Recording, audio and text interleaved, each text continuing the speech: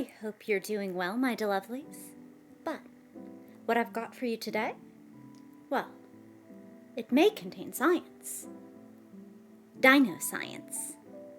I know, dinos aren't just for Saturday anymore. Paleontology is like forensics on hard mode. All they've got to go off of is whatever information they can glean from bones. And they are wildly, impressively good at it. Dinosaurs' soft tissue is almost always long gone. Though, not always. There have been a handful of miracle finds over the years, but those are impossibly lucky and impossibly rare. As a result, we know almost all of what we know about dinosaurs from their bones, with a little extrapolation from more recent and still living relatives. I mean, we give paleontologists a little grief about how they didn't know that dinosaurs have feathers, but when you think about it, it's pretty amazing we ever managed to figure it out. We actually do have an Archaeopteryx feather from the impossibly lucky miracle stash, but the bulk of feather dinosaur consensus came from findings in bone. Specifically, the presence of quill knobs, which are little bumps on the forearm bones of theropods like raptors. These knobs are where ligaments attach to bone, and those ligaments in turn are attached to feathers, just like modern birds. Strong flyers have prominent quill knobs, while gliding and non-flying birds have reduced or absent quill knobs. Since feathered dinosaurs weren't typically super hard-flapping flyers, it's pretty impressive that paleontologists were able to spot quill knobs on any fossils at all. And it also means that there's an absence of evidence isn't evidence of absence thing going on with quill knobs. A dinosaur that doesn't have them may not have had feathers, or they may simply have been a non-flyer with absent quill knobs.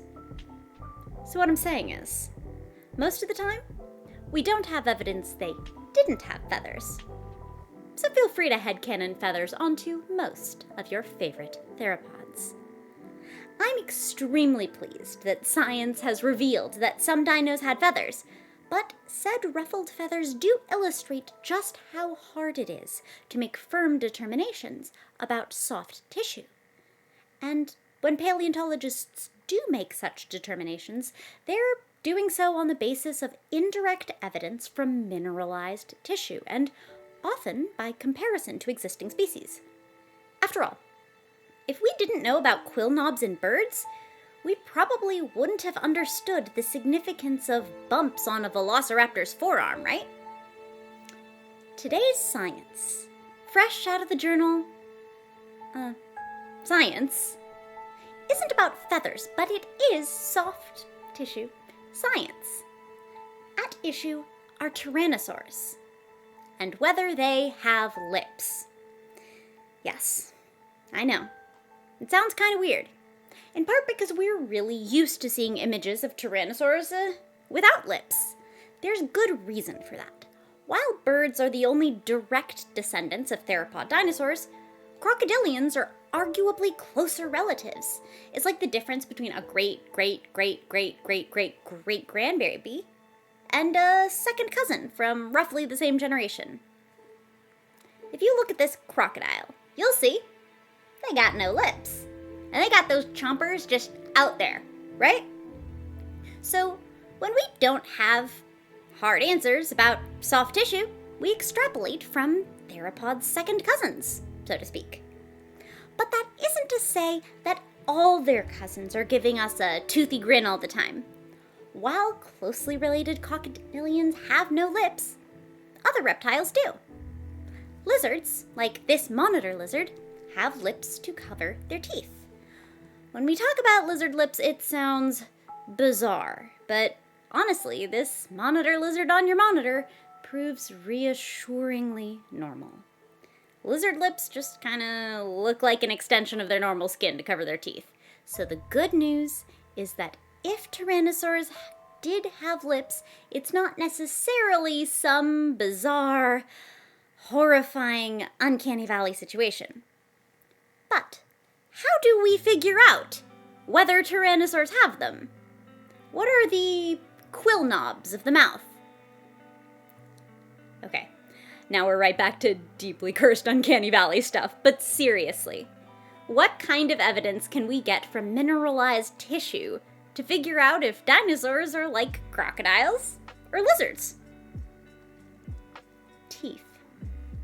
It turns out that teeth look different depending on whether or not the animal in question has lips. In order to maintain their structural integrity, teeth have to stay continually hydrated. And yes, more hydrated than crocodiles get from spawn camping the watering hole, because crocodilians' teeth continually break from lack of hydration. So in this study, paleontologists looked at teeth from a Daspletosaurus, a tyrannosaur and close relative of the T-Rex, who had a better marketing department. What are you gonna do, right? Like sharks, tyrannosaurs continually replaced their teeth. So, when our researchers looked at 500-day-old teeth from this Daspletosaurus, you gotta understand, that's pretty endgame as tyrannosaur teeth go. The idea is that if tyrannosaurs were like crocodilians, this 500-day-old tooth should be in terrible shape from lack of hydration. And if they're anything like crocodilians in this regard, the wear should be particularly prominent on the side of the tooth that's exposed to air.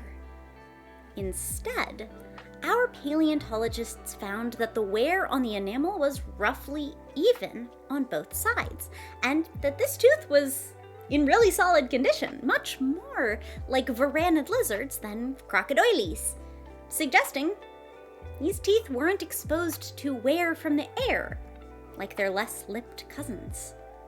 And when these scientists performed regressions between varanus skulls and theropodal skulls, they found that varanids actually have larger teeth relative to their skulls than their dinosaur counterparts.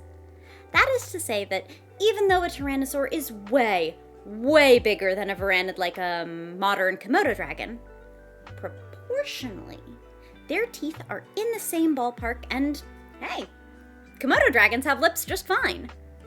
That's not positive evidence in itself, but it suggests that theropod tooth size does not necessarily preclude having lips. So, other than the kinda cursed mental image of tyrannosaurs with lips, what do we take away from this?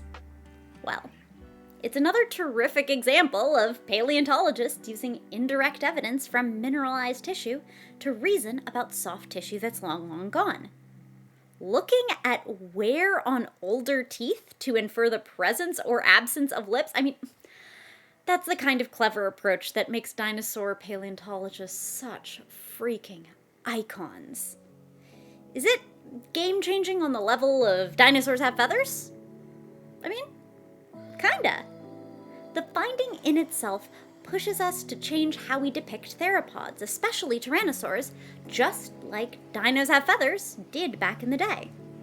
And for paleontologists themselves, it spotlights a clever means of reasoning about the parts of dinosaurs we'll never see, not by just comparing to one extant animal family, but to multiple close relatives whose contrasts allow us to compare and see what matches.